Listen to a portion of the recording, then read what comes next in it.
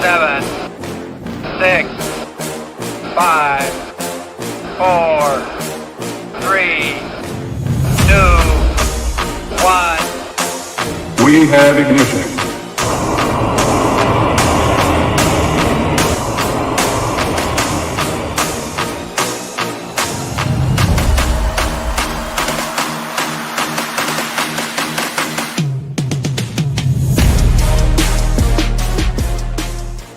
So Goggins, how was your July 4th, man? July 4th was good. Yeah, tell me about it. What'd you do? I biked 60 miles and then I ran 5 miles and then I took a long nap. That was it. Yeah, my wife was working at the hospital, so I was just exercising. How about you? That's How's the freedom. 4th? That's Yeah, freedom that right is there. freedom. That's America at its finest, right? Like Yeah.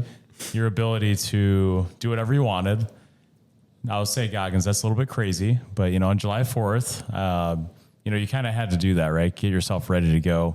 Yeah, it's just another Saturday for me at this point, Yeah. unfortunately. It would have been nice to celebrate, but getting out in the countryside, seeing a bunch of farms, a bunch of dairy farms, and Yeah. a bunch of open roads definitely puts you in the American spirit. So, yeah, it was fun. Did you stop and, milk some cows? Did you join a should've. few farms? Yeah. Should have, yeah. I'll tell you, there was plenty of cows for milking out there. There you go. There you That's for go. Sure. Yeah, there Yeah. were chickens and I love it.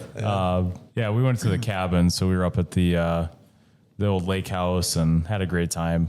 We went on the boat, sandbars, kids were swimming, had sparklers, grilled out, had the charcoal grill going at nights, and we actually went on the boat, went out on the lake, and our neighbors had a bunch of fireworks going off, so it was really cool. July 4th, man, it's like the freedom we have to do all this stuff is so cool, right? Like Yeah. ability to choose what you want to do. You're doing triathlon stuff, which is cool. Obviously with me, I had 3 little kids kind of wanting to do different things, and it's just fun, man. It's like the ability to give your kids or yourself this freedom and do whatever the hell you want on July 4th, America 250. Like, I'm very reflective. Like, I don't know if you guys are like this, but every July 4th, I feel like this sense of like, I have to watch a documentary, or I have to like do something to like remind myself about history. And I don't know. I felt like that this year was like the best year July 4th that I've had in a while. Cause I just felt like my kids were happy. We did what I thought was best on that day. And it like just felt like a true celebration of what we are as a country. And I always feel like I got to watch like something about, I don't know, George Washington, or, you go back, you're like, I don't know why that is, it's but nice to kind of set the tone. It's like you watch Christmas movies. I saw Young Washington over the weekend. That was pretty good. Nice. Definitely put you in the American spirit. Yeah. So, yeah. So you're kind of like that too. I just like, it's just fun. It's, and obviously the fireworks get you going a little bit. It's kind of the classic, right? With July 4th, you see the fireworks, you feel good about the country and the state of where we're at. I think most of our country likes where we're at, but some people hate us, right? Some people don't like America. They don't like our values. And it's very weird because it's like, what I sense being at the cabin, having this ability to have a great time with my kids is like, this is so cool. This is a free country. I can take them out. We can do whatever we want. We can have a good time. I just think it's crazy that people want to come after those values of freedom and kind of take that away, right? So America 250, I'd say like we have to keep protecting what we have and remember that people fought for that, right? I mean, they had to battle against obviously the British first, but then there's been a lot of other things we've had to battle. So never forgetting that we fought for our freedom and we want to keep it. So kind of keeping that mindset. I'm still like that, even at 40 years old with my 3 little kids. I think about that stuff. Like, and I know you guys are younger, but I just feel like there's such a sense in the country of one way or the other. Either I am really into it and I love our country, or I want to change everything, or I want to get rid of some of the value systems we have. So, which is weird, but no, it's good to remember. I mean, every generation of Americans has basically had to fight their battles to retain our freedom, retain our culture and independence and all those kinds of things. So, I think a lot of the social dilemmas we deal with these days. Like they've been around forever. It's just they're been manifested differently in different generations. And yeah, it's like the fight, the battle wears on. You got to keep standing up for those American values if you want them to keep moving down to the next generation. I will say this 4th of July, my favorite thing was the drone shows. Have you seen these drone shows that they were doing in some cities? I actually didn't look. No, They were pretty cool. That's awesome. Yeah, in Boston, they do a big fireworks show, and they actually did a drone show. It was like probably at least a few thousand drones up in the sky, and it was doing like commemorating like the Boston Tea Party and the like Lexington and Concord and like kind of some of the early revolution stuff. Yeah. Yeah, it was pretty awesome. There was a big one in Texas too. I saw that they actually had like flares on the drones that were shooting. It was like they made a rocket and they were shooting like it was supposed to be like gas or whatever off the back of the rocket. Yeah, that's it was so pretty cool. Yeah. And the coordination in those things is crazy. I've actually seen them do this on America's Got Talent. They had a drone show at America's Got Talent, and I didn't see the show on July 4th. Sorry, I should have seen that. That's cool. Yeah. But that's the first time I saw it was America's Got Talent. These people coordinated this show. You're like, this is so cool. This is so much better than fireworks. And I can't remember what it was at the time, but they took you through a whole show. Obviously, they take you through whatever they want you to see, and then it's like, why don't we do this more often, right? Obviously, the cost is part of it, I'm sure, but that's pretty cool to hear. It can't be that expensive once you have 10,000 drones, right? Yeah. Got a lot of batteries. Super cheap, yeah, super cheap. You know, the drones exist, right? You just got to program them. Yeah. Who do you know who the company was that was doing that? Because I don't know. I'm guessing the one in Boston. It must have been one of those like Boston robotics companies. Yeah, because there's a few of them. Whoever was on America's Got Talent was incredible. I'm like, holy shit, this is amazing, right? Like, it shocks you. Yeah, the coordination and the choreography of it all. But yeah, for me, I just had a simple show. My neighbors on the lake, they were just blowing up, mortar sets and doing all this stuff. But it was one of my favorite experiences I've had because we were on the lake on a boat looking right at actually 2 different shows from our neighbors. And you're just sitting there like, where else in the world is this happening? I think that's the bigger point too, right? It's like we're in such a special place. We get to do this however we want. We can go to Boston and do the drone show. We can get on a lake and hang out, and watch our neighbors put on a show. Mm-hmm. Are they doing that in China? Are they doing that in Russia? It's like they don't. It's just so interesting that our country is divided in so many ways. But I think most Americans should agree, like, that's pretty cool. We have that option. We have that freedom. We have the ability to, do whatever we want on July 4th. And for you, it was working out, exercising. I think that's really cool that you chose to do that, right? That's your right as a American to be able to do whatever the hell you want. Did you listen to Trump's talk that night in Washington, D.C.? No, I didn't. I don't think I did. Okay. So I basically, we got off the lake. It was probably like 10:15-ish. Okay. I came inside and I'm like, everyone wanted to get to bed, and that's fine. I was like, you know what? I'm going to throw on Trump's speech. And, most people hate Trump or love him, one of the two, right? But I really thought he did a good job. So Trump brought out like 106-year-old people from World War II. He brought out NASA crews. He brought out all kinds of these different important people, right? And I think he made a lot of good points about our American history and, not forgetting where we're from and all the people that got us to where we are today.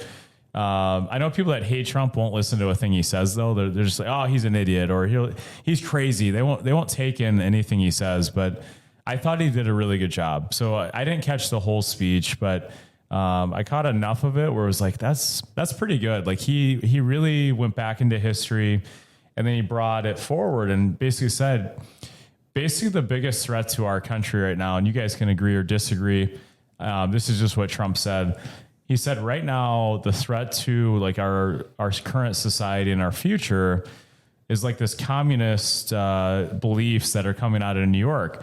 And again, I'm like, I haven't studied this that well. I don't know the candidates that well out of New York, but basically what started to happen is these people in New York are winning their elections. Trump said communism. I don't know if they are communists. I'm not really sure what's going on, but he clearly said this is a huge threat to American society, right? He said it's even bigger than World War II. And I mean, I don't know, maybe he's just playing that up, but I thought it was kind of an interesting point that he was making, that I think our younger people in America need to kind of listen to this stuff and realize capitalism is hard to fight for. Like, you got to fight for it. You know, people are going to come for you, right? They're going to try to take your private property. Government wants power. This is what happens over and over and over, right? But Trump he threw out a warning. I think it was overblown a little bit, but I don't know, Matt, if you have heard any of this stuff, but yeah, I mean, I've been following kind of some of the politics of it. I didn't hear Trump's speech about it, but the politics, I mean, the rise of socialism is definitely playing out in real time right now. And I mean, it's huge in the tech industry because it's really tightly coupled with the rise of AI. But he's using the word communism. Yeah, I don't know about communism. It's that's what Trump said. Yeah. Trump said communism.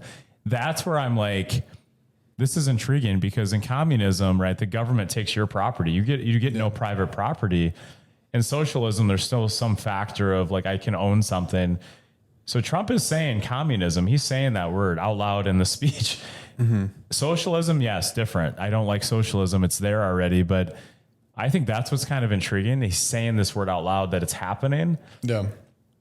I don't know if it's true. I'm just like, wow, that's crazy. He's saying this right now. I don't know if he's overblowing it though. I don't know if he's just saying it to warn us, or sometimes he imagines things and he kind of, he'll go into it a little bit deeper than he should. Like, maybe that's not fully true, but because what I've seen is the people in New York are democratic socialists. They're not saying they're communists, but I think what Trump's saying is they're coming for you. They're actually communists. They're not telling you, but he's like, this is my warning to all of America. Like, you guys need to realize what's happening here. The government's trying to take over in New York and take property and doing all this stuff, which is purely communism, not socialism. And he's like, people need to realize, like, socialism doesn't work, but communism is even worse. Yeah. So we got to be careful as young people in America not to, like, that's kind of cool. Socialism might work, right?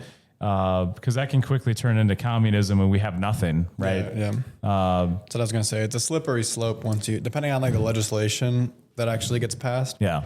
It does become a more and more slippery slope. You're an East Coast guy. Can you explain it more? Because you have seen this more. What do you think is happening there? Because I've never lived on the East Coast. Like, what's going on there? I think a lot of these like ideological leaders on the left are basically super intellectual. Like, a lot of them by background. I mean, like Mamdani's the prime example. He career politician, if you want to call it a career. He's only like 33. Yeah. But came up through like a very academic background, got right into politics. I know he like I don't know exactly his stepping stones, basically worked his way up through whatever the political system, eventually gets to be mayor. And a lot of his like foundational ideology is, it's like classic socialism. It's basically like become popular by, telling people that you're going to basically take from those who have wronged them and give back to the broader society, which is redistribute wealth is kind of his agenda.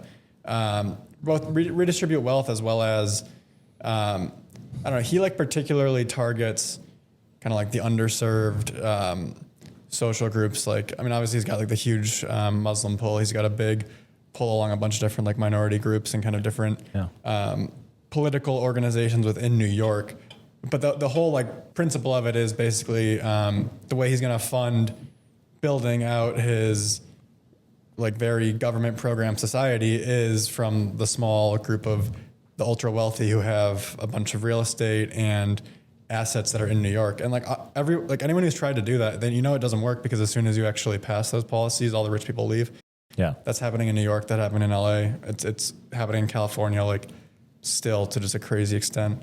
But a lot of it, like, I don't know. I don't think he has an ulterior motive. I think he's just like a 30-something-year-old guy that's had a lot of success by speaking to the underserved, which is like, that's, it's a tale as old as time for politicians. It's Yeah, like you yeah. find the people that feel underrepresented, underserved, and you promise them real tangible goods, right? Like you tell them, we're going to fill your grocery stores. We're going to give you, some level of support and a wage.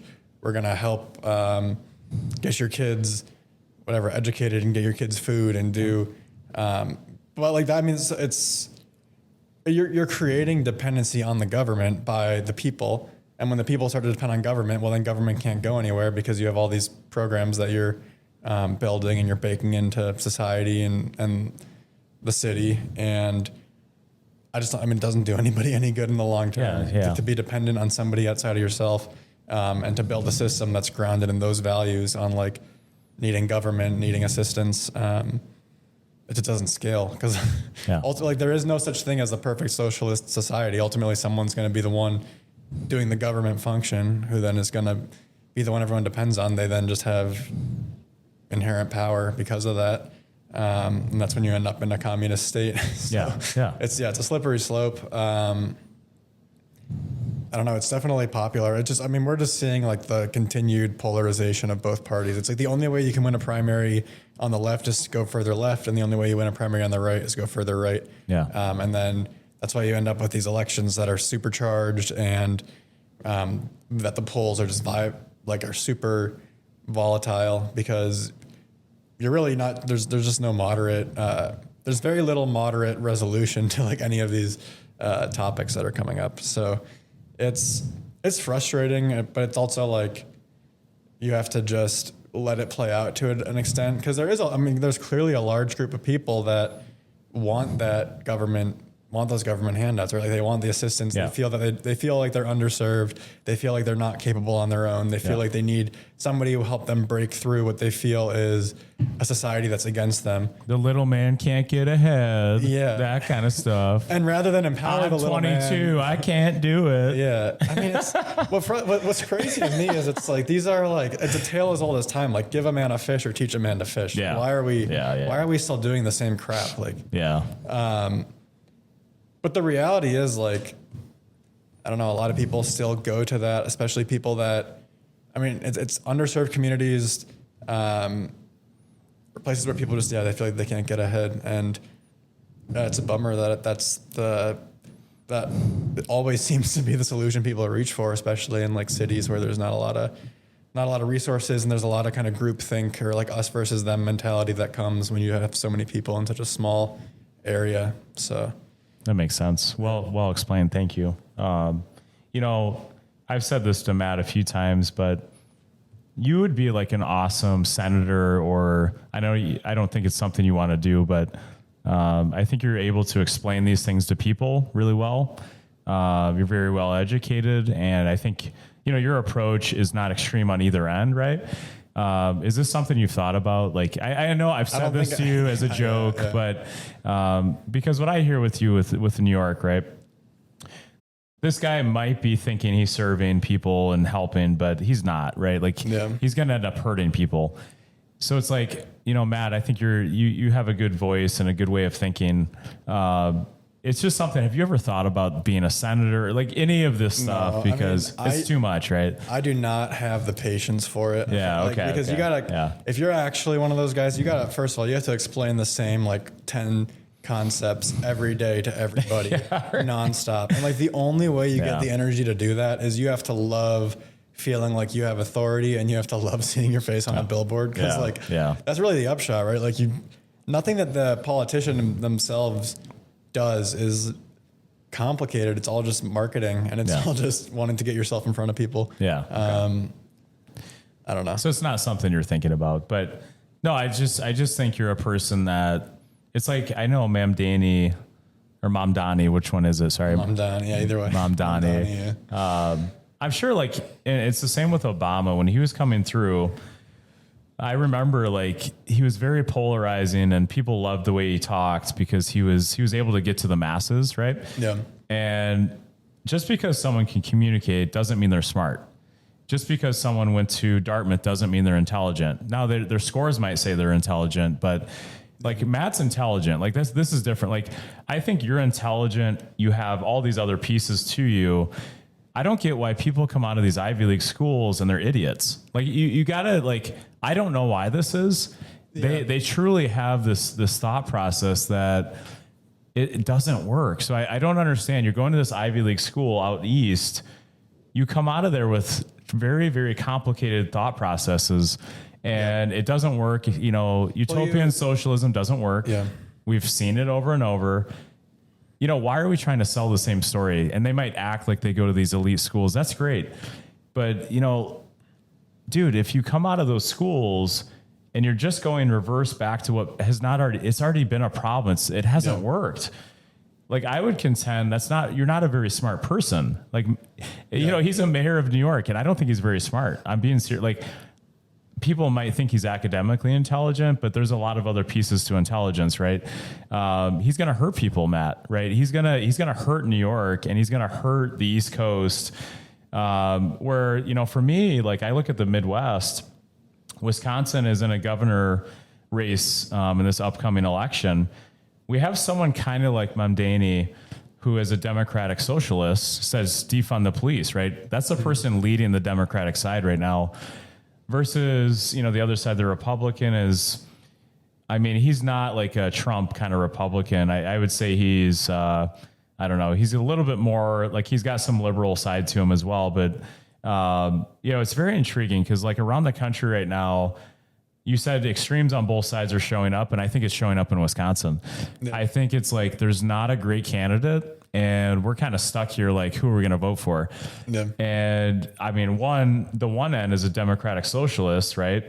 That's New York's mayor right now, and more and more of them are becoming, who knows if their governor one day is a Democratic socialist as well. It's just kind of scary because you're like, you know, listen, quickly Wisconsin could turn into kind of the same thing. They're freezing rents. They're doing the same thing to our people in this local community, right? So we just have to be wary of like, this stuff can all of a sudden show up in your back door, in your backyard.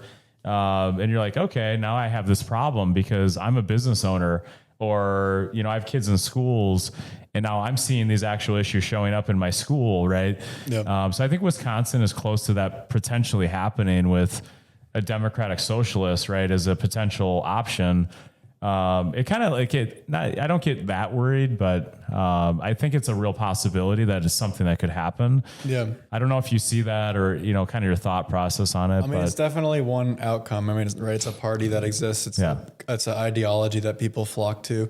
I think to touch on one thing, like you say, like, you know, these people that go through these elite academic, quote unquote elite, right? That they kind of come out with some dumb policies. I think, I mean, it really is an environment that can create obvious blind spots, and especially for people that aren't coming from that environment. Yeah. And what's interesting about like the whole, like, well, why do so many educated elites keep kind of going back to the communist socialist idea? There's only so many options on the political spectrum. And it's like, you're constantly getting people that are like young go-getters, want to get to positions of power, want to have influence in politics. There's only so much you can choose from. They're competitive people. They want a way to win and to appeal to underserved communities. So it's like, that's just like a tool you can reach for, right? Like, well, how do you do it? You redistribute wealth. How do you do it? You create dependency on government. Okay. And you can be a smooth talker. You can kind of fall into these pretty easy patterns to implement. Yeah. And you just use those to kind of gain votes and gain momentum.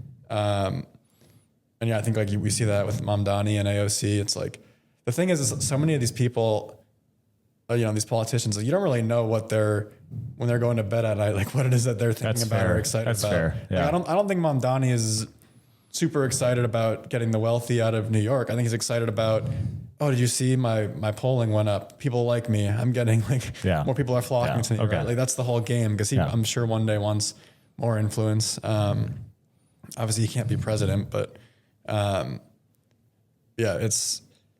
is funny, just like the blind spots that get developed, and especially like in those super competitive, super academic and diligent places where people pick like 2 or 3 things that are the criteria they're selecting for, and they hyper focus on them.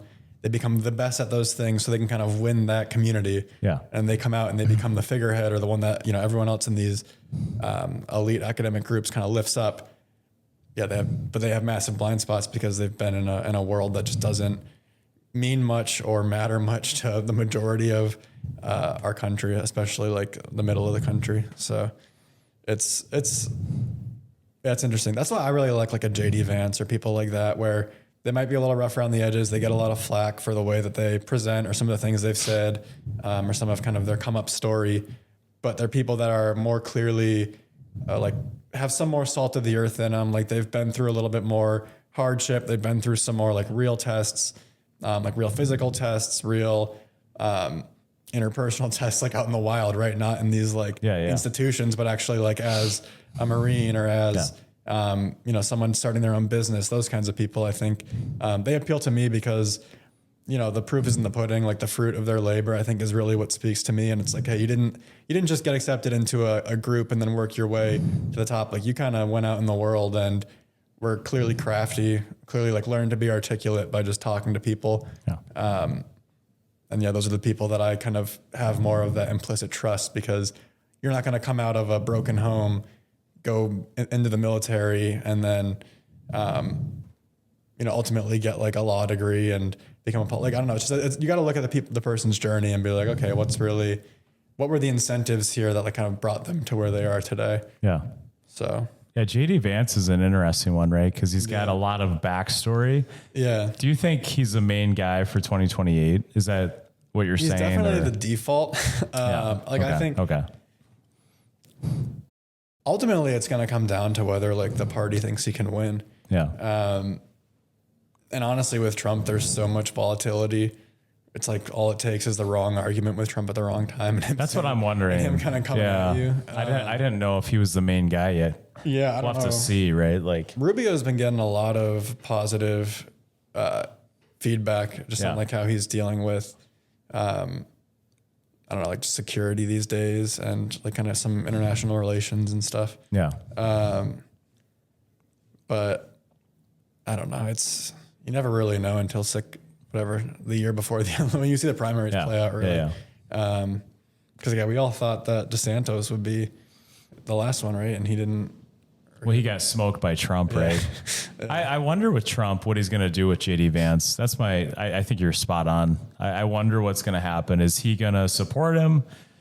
Because like with Mike Pence, that was kind of weird, wasn't it? When they kind of went head to head, and Pence seemed to not like Trump anymore. And I wonder what JD Vance is actually thinking, right? So we'll find that out soon. Yeah. But I wonder if JD Vance is the main candidate on the right. The left is not picking Kamala Harris again. So that's actually my interesting question: is who does the left pick? Yeah, if you look on like Polymarket, Kamala's still at number 3. Is she? Oh my goodness. Well, they say Polymarket's always the best predictor because people. So who's number 1? I haven't looked at this. I was just hearing someone talk about that. I think here, let's look it up quick. Yeah, AOC is up there. Oh my God, are you kidding me? Not for this cycle, I don't think, but Polymarket 2028. Yeah, who's the main? Griff, our manager's helping us out here too. Yeah, I have not looked at this, so this is kind of fun. Gavin Newsom. He was his stock's been falling though. Okay. I guess he just got a big kick the last few days. Okay. So he's number 1. Who's number 2? AOC is number 2. AOC is number 2? Yeah. For the left's president? Oh my goodness. Which is just like what's crazy is it's like you couldn't pick 2 more polar opposite people than that's what I don't get. Yeah. Like, how can we be that divided where you're saying you're Democrat, you're saying you're Republican? We have 2 completely polarizing different people, in that party. I don't like in the Republican side, like JD Vance and Rubio, they're not the same person, but they at least seem more similar, I guess. And I think they have really positive reviews. Gavin Newsom seems terrible. I don't know. I don't know the guy, but I remember during COVID when Trump was calling him out because Gavin Newsom, in California, like lockdown, don't do anything. And then he's like having private parties. Do you remember this? Yeah. Gavin Newsom, he's like the classic career politician. Yeah, he's like, yeah, you guys stay in your house. Don't do a thing. And he's over there, private ass parties, millionaires everywhere. they're just, they're drinking, they're partying, no mask on. So that's Gavin Newsom. It's like, that's my picture of him. AOC, I mean, come on. Like, who in the right mind would vote for AOC? I just think that's like young people. I just think that's incredible. Who get their information from TikTok. I think that's incredible. You're right. You're right. Watch her stream. She's gonna stream some video games. She's gonna talk about how to get how you don't need a job. Money. Yeah. I'll just hand you money. AOC's message is I'll just give you money. You don't have to work. I'll just give you stuff, right? Where the hell does that money come from? I don't know. AOC will figure it out. Yeah. Just print it. AOC will figure that shit out. Don't you worry about it. It's like idiocracy, right? Like our candidates are becoming like, they're becoming so bad they're laughable, but they're actually getting through somehow. I don't understand this, but Joe Biden was laughable, somehow wins, even though he, a lot of people say it was a rigged election, but he was in the White House for 4 years. Was it Joe Biden or a clone? I'm not sure. People have conspiracy theories. I think you're crazy, but Joe Biden was there for 4 years. And to me, it's like, that's America's problem right there. Why can't we get someone that's really freaking good in there? And I mean, I think Trump's doing a good job. People hate his rhetoric sometimes.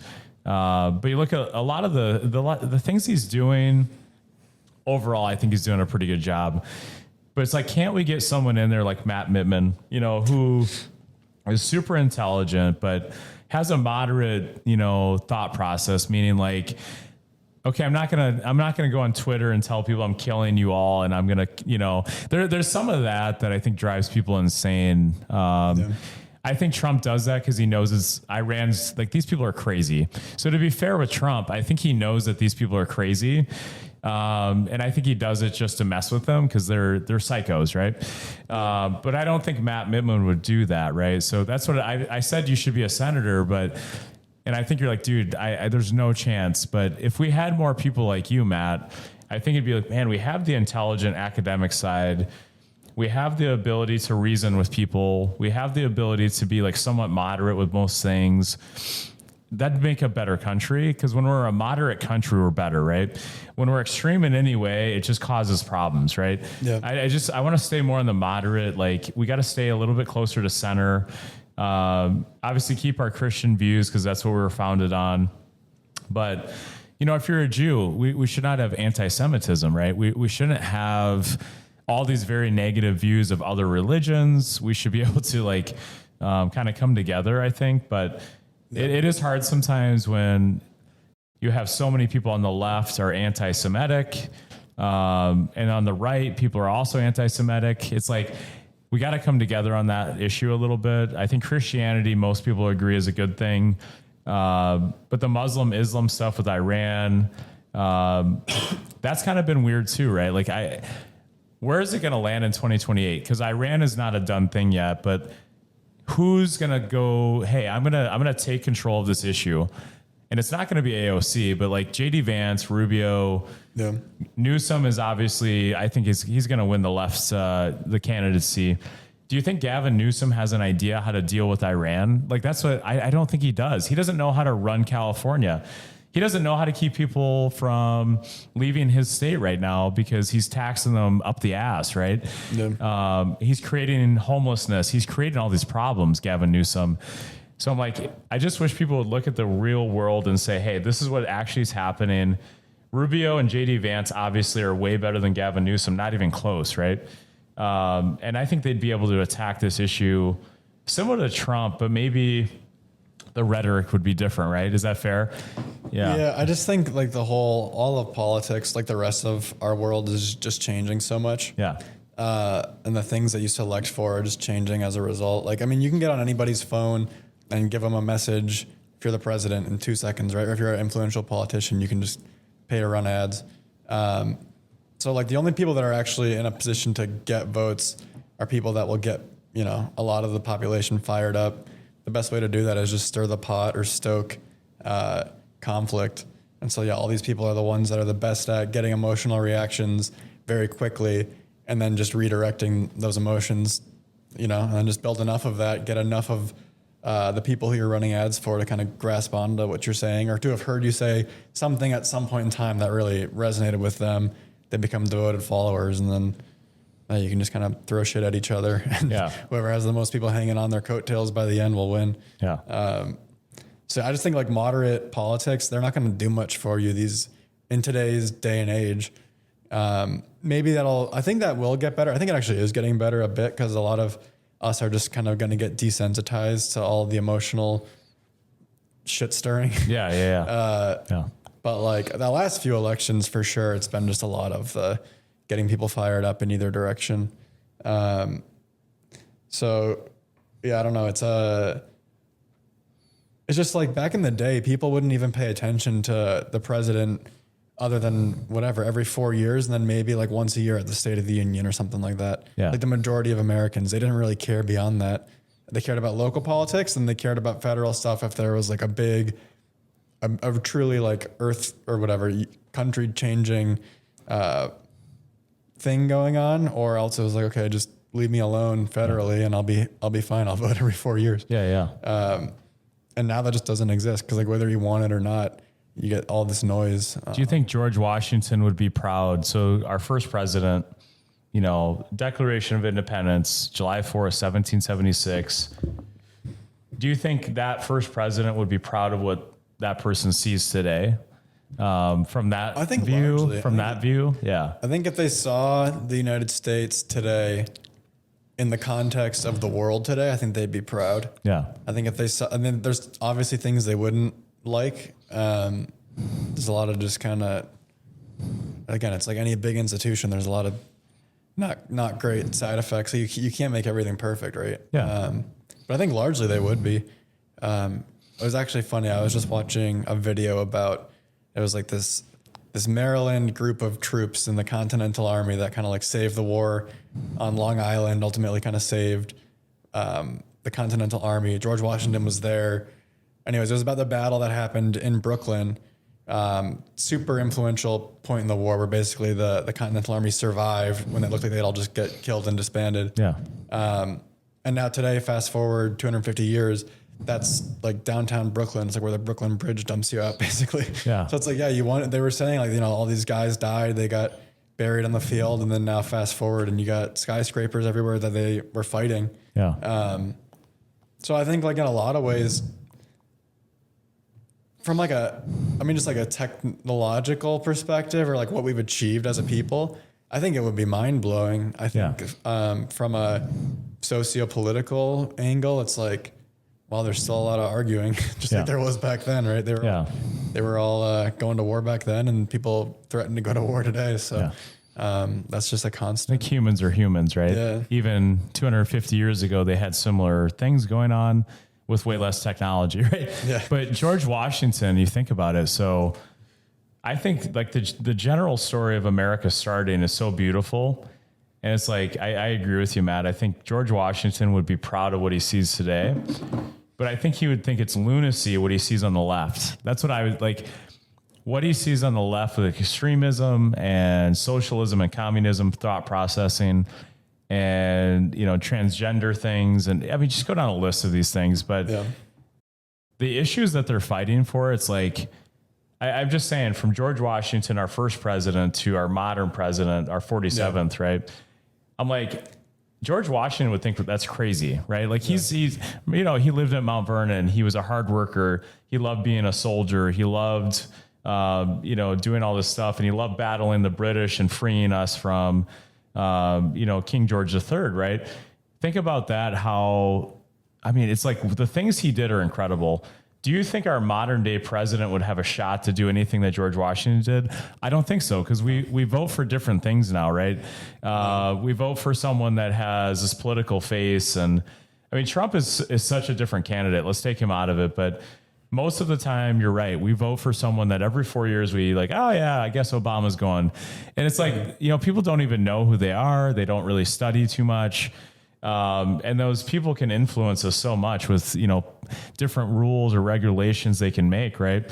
Trump is so visible because he's a businessman. That's so different, I guess. But most political people are not like that. They're not out there all the time giving huge speeches and trying to draw our attention.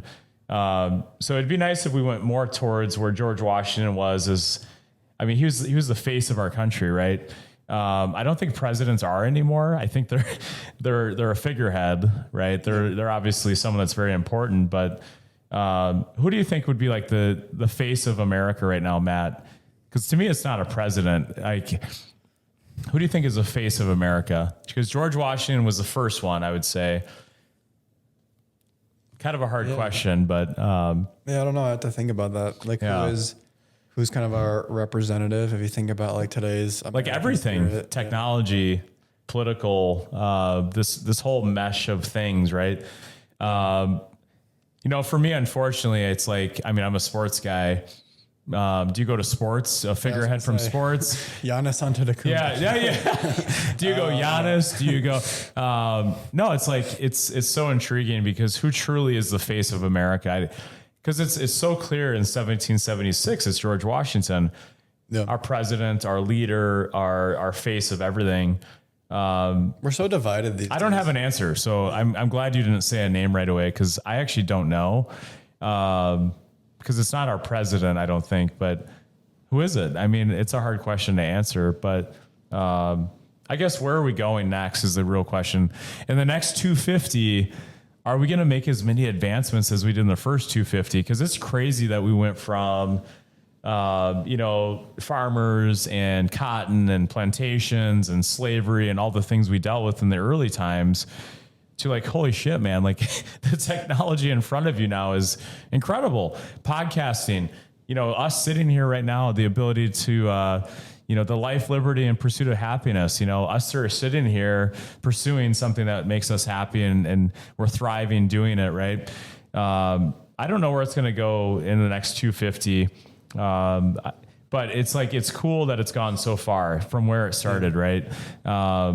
I think George Washington would be proud of us as humans and us as Americans carrying it forward and working hard and kind of carrying those values forward. I don't know if he'd be proud of the politics, but he'd be proud of the American people, I think. Yeah, I do think one reaction he would have is so many of our problems these days are so fabricated. Like they're like multiple steps removed from being a real problem. Yeah. And that's, I mean, so many people kind of live in that world where it's all like theoretical problems or like, there are people definitely who like, okay, how are you going to get food? How are you going to get a job? How are you going to kind of just figure out this life thing? But I think these days, so many people just continue to not be content once they have their bare minimum met. And I think it's a lot, we've talked about this a lot, but it's a combination of like a lack of faith, a lack of vocation, a lack of like a calling or a higher purpose. But like, I think both sides, honestly, of politics, a lot of people struggle with that. It's like, how do you just feel content? Like once you've made it today, right? Like the founding fathers had this vision of what, kind of how an American ought to carry themselves, what they ought to go for and achieve, and then kind of how they ought to carry that message forward once they've done it.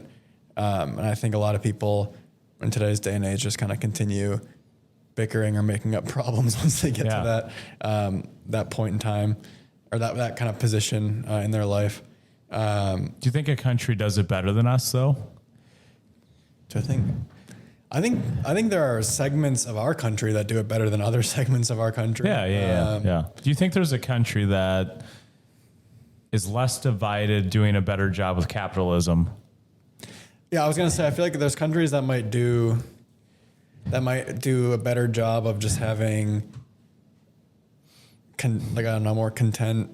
People are happier. Pursuit of happiness. They don't create the same. I mean, there's not the capitalism, right? Not quite as good, but you know what I'm asking is like, I wonder if that exists in a lesser version of America because we're the superpower, but where people are less divided, they have the ability to still do life, liberty, and pursuit of happiness. A very famous thing from the Declaration of Independence, right? Because there's other democracies in the world, right? So it's like, I'd like to seek that out a little bit. As I get older, I want to visit places and just like, kind of interesting. Like explore. I've been to Iceland. Iceland was very intriguing because it has some of those elements of what I see in America, but they're healthier. Their culture cares about, the environment. They're an island, so of course, like everything is basically exported there. But they're so healthy, dude. And they seem like such a culture that they care about people, they care about each other, and they're democracy, right? So it's like they have a lot of the same elements that we're trying to go for here, but they seem pretty damn united. There's 330,000 people, though. Think about it. Like on a large scale, it's hard to replicate Iceland. But on a small scale, like you said, maybe parts of America have it going. It's perfect, right? So I think I've seen it in other countries. Iceland is one good example, in my opinion, at least, where I see really awesome things happening. And I've been there, I've seen it, and I drive around the country like, I can see myself living here, and I'm not going to move there, but you kind of just recognize like there's some stuff that America has taught them.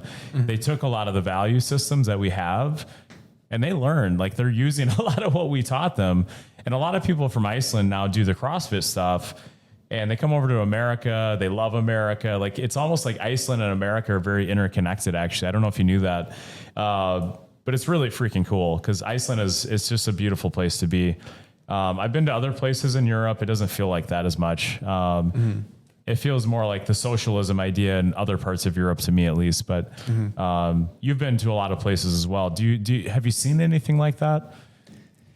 Yeah, I mean, there's every country is so different in Europe too. I mean, the classic thing in Europe is like the closer you get to the Mediterranean, like the chiller the people are, and the more the economy suffers. So there you go. Like, Okay, Greece had bankruptcy problems. Spain is always. But Giannis the Great is from Greece. So, anyways, go on. Yeah.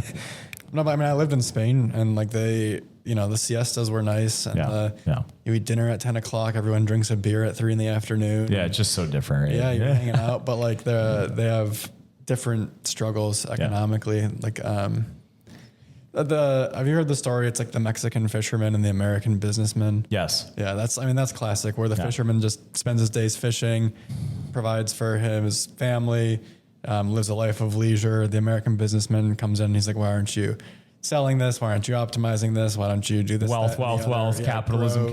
Build, sell derivatives and commoditize your fish industry. And he's like, and the fisherman's like, what would I do if I did that? He's like, well, you could hang out all day. You could fish. He's like, okay, I'm going to keep fishing. So, it's, I don't know. I don't think either one is better than the other. I think it's just like, as an individual, it's good to recognize when you're being lazy and should probably go try to, build something substantial, and also to recognize when you're burning yourself out and need to take some time to kind of connect with what the purpose of what you're doing is. What was the Australian culture? I've never been to Australia. Australia was weird. Okay. So Australia itself is a beautiful country. I think like the Aussie culture is awesome. Historically, it's like, the land of outlaws. Yeah. It's all about just kind of exploring, wandering, being fearless, taking risks. But the government is super, I think partly because it's like an island and kind of isolated, like the government's very strict to the point that they put cameras on every road. Oh, wow. That track your speed. Okay. A box of a pack of cigarettes is like $40, which, and they don't sell beer over like 4% most of the time. Which like, okay, obviously like on paper, those are all probably healthy things for the population, but like just the level of control and the way that the government is like clearly kind of just seeping into all these aspects of life was weird. Like as an American, for me at the time, I was like, it's weird that you didn't feel free. Yeah, I'm like, there's camera traps everywhere. I can't buy a beer. And the whole cigarette thing I thought was interesting because they used to have a huge smoking problem. And then they added this like vice tax on cigarettes. They made them 10 times more expensive. And now, as a result, there was a segment of the population that was addicted to smoking that now just has a huge financial problem too. The kids don't smoke, but like the people that were 20 years old, 30 years, like you're 50 years old now, you're like, man, I've been smoking for the last. I got no money. I got $1 million in debt for smoking. I'm addicted to tobacco, nicotine. I got lung problems and I don't have any money because now I got to pay everything for it. But no, it's I don't know. It's Australia is a different animal. But it's beautiful. I mean, the country itself and the wildlife is awesome. Yeah. But what kind of government is that? Because I thought it was a democracy, but I don't know. I'm guessing it started with some level of democracy. I think it still is but it was just weird. Like just the regulations were so extreme. Because that's not freedom, right? I mean, when we ran into COVID in America, did you guys freak out a little bit? Because you're like, I don't feel very free right now. I don't feel very in control. Yeah. Right. Well, remember Australia didn't let Djokovic come play. And okay, can we talk about that for just a little bit? This might be a hard take, but I think Novak was right. Yeah. I don't think Australia should have done that. And that's why I remember that about Australia is they're just kind of weird about, some health things and the way people reacted with COVID. Because COVID was kind of it was a situation that showed the truth, right? You want to see the truth about a country or the government, bam, COVID, they're going to tell you what exactly they think about you as an individual and your freedom. Yeah. America, okay, I know we had some things that happened that were bad. My gym got shut down. I'm sitting here like, what the hell am I going to do? I don't have a job right now, right? Yeah. Matt didn't get shut down, I assume, because it's a different job. But you think about it, like American government got caught up a little bit more into like the European style, right? Or a little bit more like Australia. Yeah. Like they tried to shut our asses down. And I'm like, and I look back at it, I'm like, if I lived in a society like that, I'd find the fastest, get on a plane and get the hell out of there as fast as I can. Yeah. America, it's only been like that one situation in my life where I felt like that. Australia is like that all the time. That's what you're saying, I think, is like they're kind of so on top of you with things. It's constant. And I think Novak Djokovic made a good call. He's like, screw you. Like, I am not doing this. I have decided I'm healthy. I don't need that. Yeah. I don't want to take the vaccine. And, people got mad at Aaron Rodgers for some similar things here in America, but whatever your viewpoint, like Americans should be able to take that choice. And that's their choice as a free, society, I think. Right. Yeah. But COVID showed us the truth about Australia. I really thought that was weird that they wouldn't let Novak play. And I think Novak was right. So anyways, if you want to go back to that and just, I don't know if you have anything to say, but it was wild. Well, so I looked, Australia is a federal parliamentary constitutional monarchy. Okay. It's a mouthful. Okay. But a way of saying it's kind of a hybrid of things. Yeah. But they don't have a king, but they have a monarchy. They have a high power that runs things. Okay. And it's like America is not that. But would you guys agree during COVID, I felt like it almost became like we had a king, and it wasn't Trump's fault, I don't think, but it just felt like all of a sudden all of our freedom was gone. You got to sit in your house. You're not supposed to leave. You're not supposed to do anything. So I just hope that never happens again in America, because we were founded on people being able to make free choices. Hey, if you're scared of COVID, stay in your house. I get it. But, Matt, you should be able to make that choice. Yeah. I want to go to work today. I go to work. And that it was so confusing at that time for a lot of people. Yeah. I probably shouldn't say this on the airwaves, but of course I went to the gym. I didn't stop. No. Like, they're not stopping me. Are you kidding me? If the police pull me over, I'm going to the gym. If you don't want me to go to the gym, screw you. Put me in jail. Yeah. No, I mean, I drove to the gym. And again, it's like, that was crazy. Think about it. They said a trainer can't go to a gym and work out. They can't go to a gym and train people, but you can go to the gas station and buy cigarettes. That's okay. So there's a lot of things like that were happening. And Australia is even worse, right?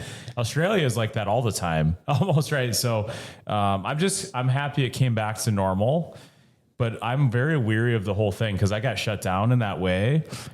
And I'm like, COVID was such a mess for me. Like it became a real problem. So I really hope America learned from that, because I guarantee you, this is what might happen, right? We get a Democratic socialist to get into power in the White House. Get ready for more of that kind of shit, right? Yep. Because again, they don't want you to be free, right? They don't want you to have the ability to think freely. Exactly. Yeah. And that's my concern as a person that has already been through this and felt it. I'm like, I had to shift quickly. Like, how the hell am I going to make money? Yep. And the government's like, hey, I'll pay you this. I'm like, you can't pay me what I make. Like, you know what I mean? Like you cannot replace what I was doing. Right. So I just think it was incredible at that time, because people lost purpose. People got addicted to drugs. They became alcoholics. abuse went up, right? Depression went up. All these things happen. So anyways, I think our society allows people to be free, which is actually the perfect antidote to people having problems, right? Like you are allowed to do what you want. And I know people still have depression or people still have some of these problems, but you're less likely to have those things in America versus Australia versus China versus Russia because you feel like you're in control. Well, in any of these like big dominating, controlling, whatever political systems, it's always death by 1,000 paper cuts. Like it's very rare that anyone can come in, take control of a government and then just have all these, these vehicles to have power over people. Like they take advantage when the people are weak, when the people need a handout, they give the handout, they keep the people full for a year, they take advantage, right? They create a new system, they create a new law, they create a new way to control. And then, that happens for a long enough time. Then you end up with really funky stuff that ends up happening. Yeah. And I was just like listening these recent mayoral elections in Los Angeles, there was a lot of weird stuff happening there around the vote counts. Oh yeah.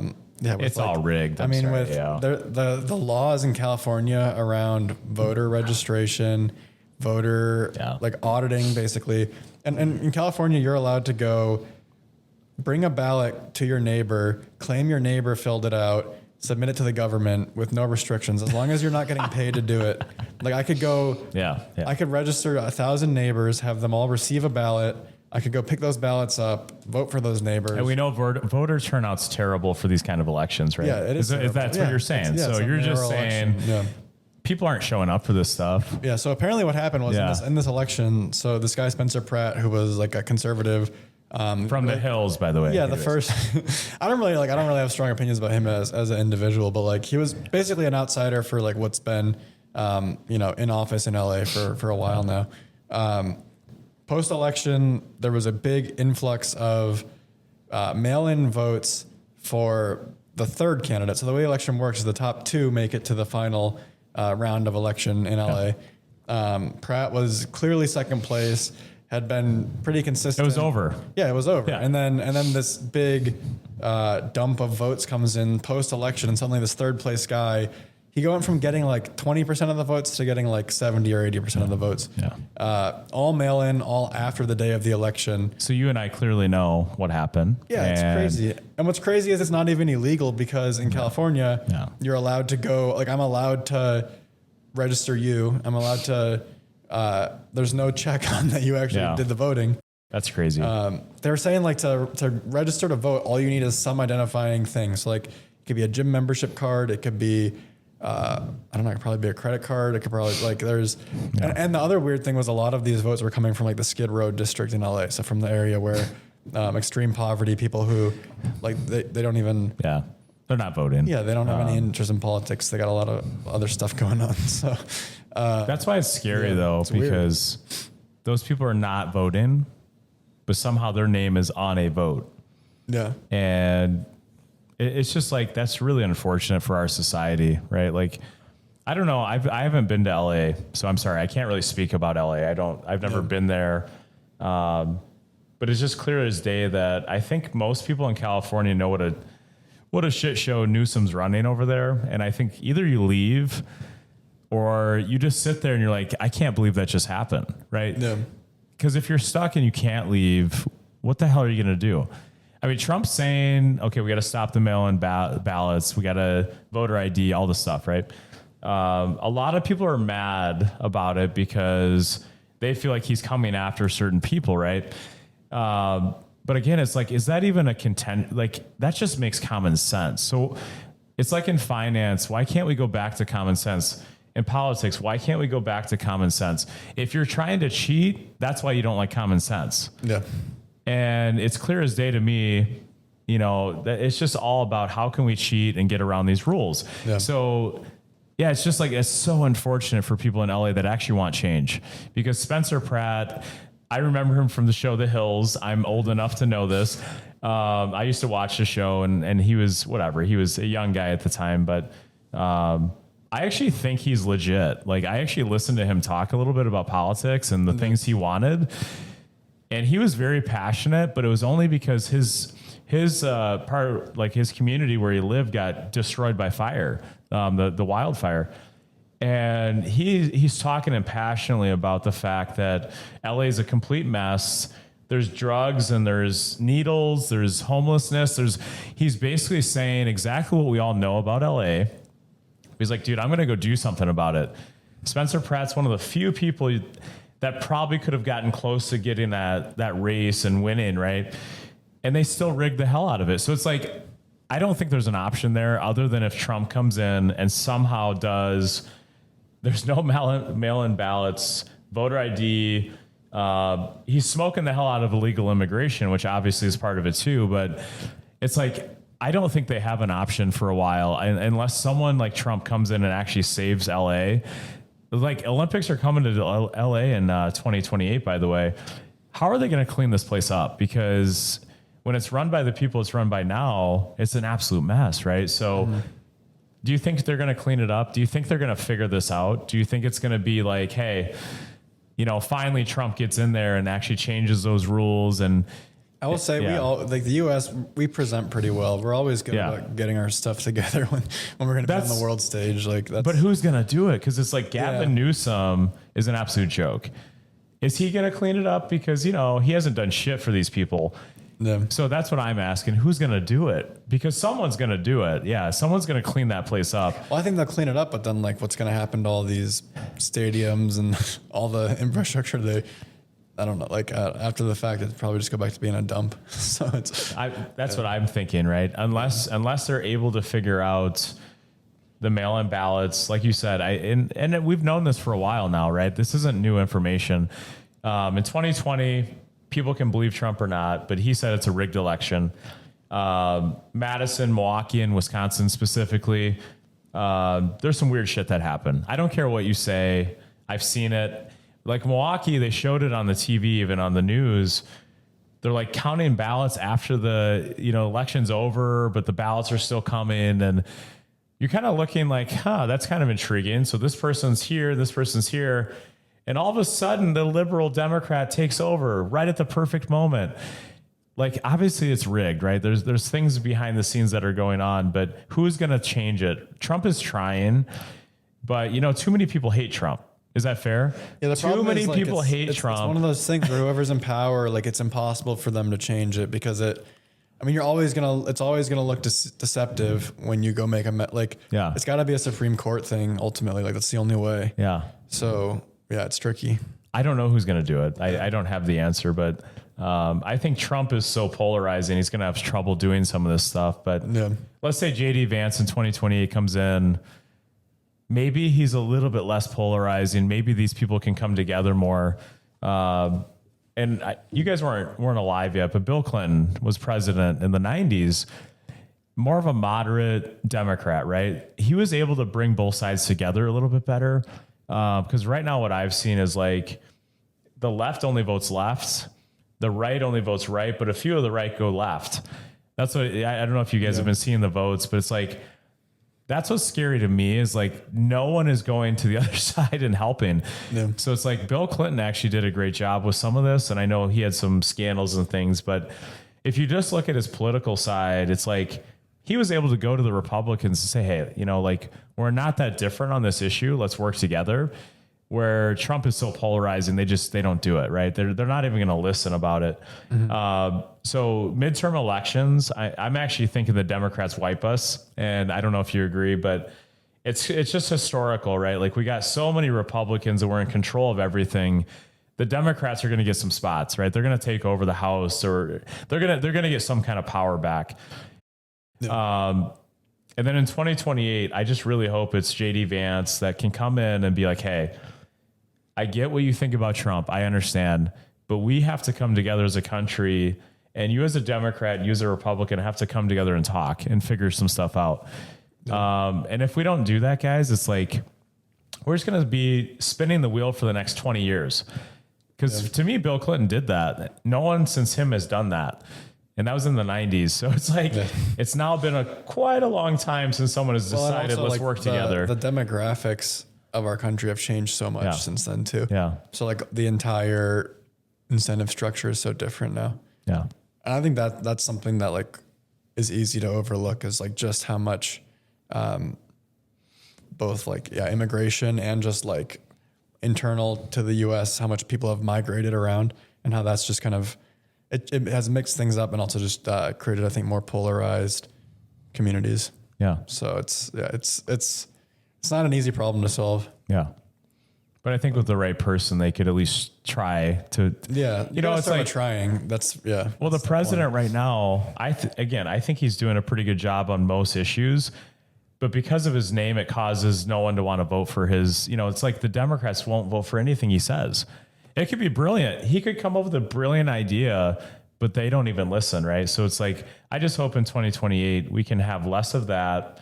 You know, because you kind of sit here with your taxes, you're paying these people to do a job, and they're not doing their job. They're just playing pure politics, and we've talked about this, but you know, they're taking my money and using it to go out to beautiful dinners and basically just not listen to the other side. That's what politicians, that's all they're doing.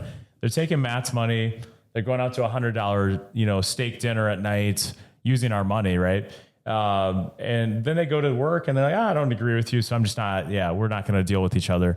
Think if you did that in a small business. Oh my God. Like, are you kidding me? Your ass would be fired. So maybe the other side of all this, Americans have to start firing politicians. But it's like, who the hell is going to take their spot? That's the other question. Yeah.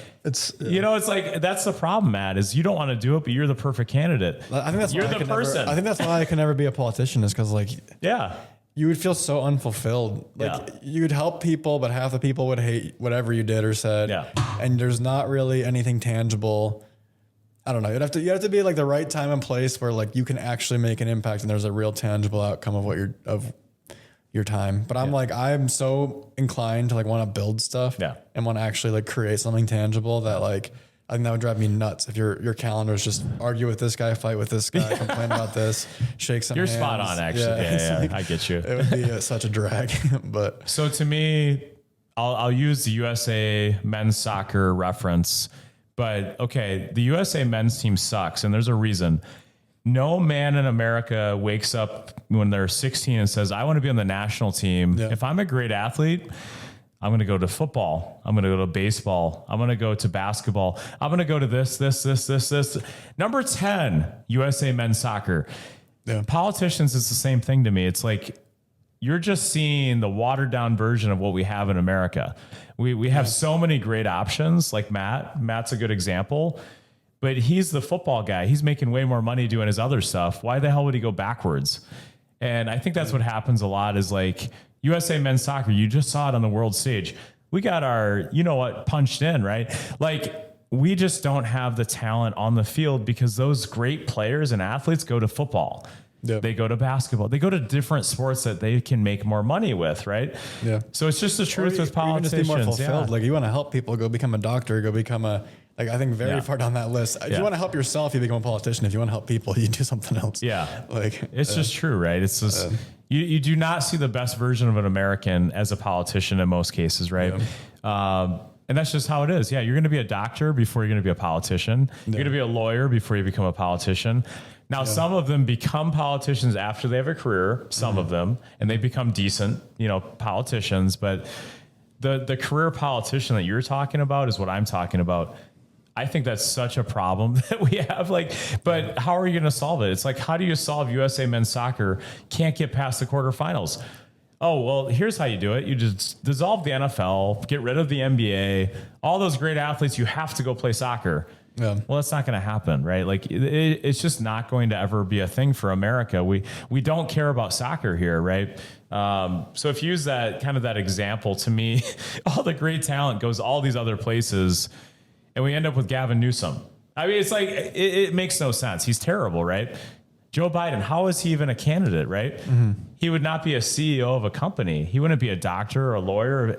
So you kind of view it that way too. Like, all the great talent in America is there. The cream of the crop is beautiful. It's just we end up with this watered down product, I think. But anyways, that's my take on it all. You got anything else, Goggins? Yeah, I think that the last thing I did want to say is talking about what people 250 years ago or, founding fathers would think today is And I've been thinking about this one a lot. It's just like this whole rhetoric, we've talked about this, but about the like AI is taking over, we're losing opportunity, young people don't know what to do.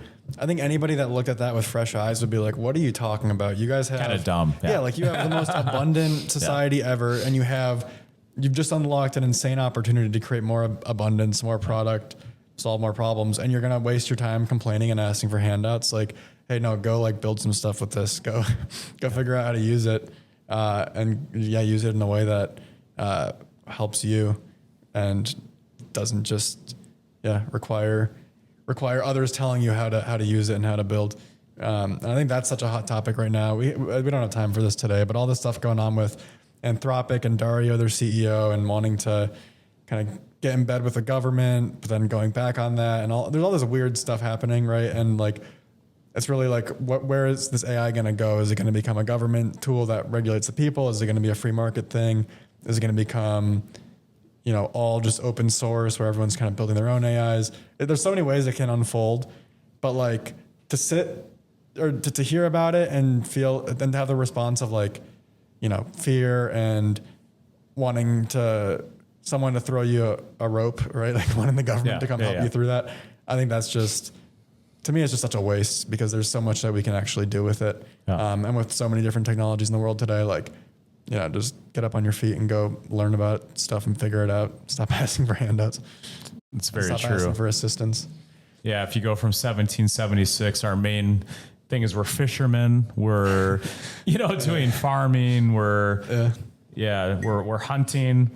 To today, we have AI helping us with solving problems. So it's like, we shouldn't be sitting here scared of those things. Because the colonial people in 1776, holy shit, were they dealing with some different things, right? There was no NFL, NBA, all the cool things that we get to experience now as Americans. It's like, those people weren't experiencing those things, right? They had to work hard every day. They had to go out and hunt and do the thing, right? So I agree with you 100%. I think people get too fearful of the new stuff and just kind of embrace it and move with it because you almost have to, because you're in America. Your innovation is going to happen again, right? Like AI is this next example, but come on, there's going to be a new thing too in our lifetime that we all say, wow, that's pretty cool. What do we do now? Right. Mm-hmm. I think AI is the current boom, but it's definitely going to, in the next 25 years, there's going to be something new. It's going to be the next thing that we're all scared of. Well, Matt and I and Griff, like, we're not scared. It's just, you just adapt to it. You keep moving with it. You keep learning from it. Right. And if I look at myself, if I put myself back in 1776, if I'm just a fisherman or hunting or, farming, that'd have been a fine life. That's all I would have known. But my life's a lot better with what I have now, right? So I think people need to stop feeling sorry for themselves and being victims and realizing, like, you are so lucky that these people did what they did in 1776. Mm-hmm. You're not a victim. Just shut your mouth, go to work, just stop. And it's like, that's what you kind of were saying earlier. Like, just, stop being a victim. Stop making a first world problem bigger than you think it is, right? Like, just go to work, go do things, go help others, go, be in your community, and be great. So make friends, build stuff. If you see red tape, tear it down. Yeah. Don't put more up. Yeah. You don't need more of that stuff. I love that. But I think that's a good episode today, man. I think, it felt a little too easy. Woo! America.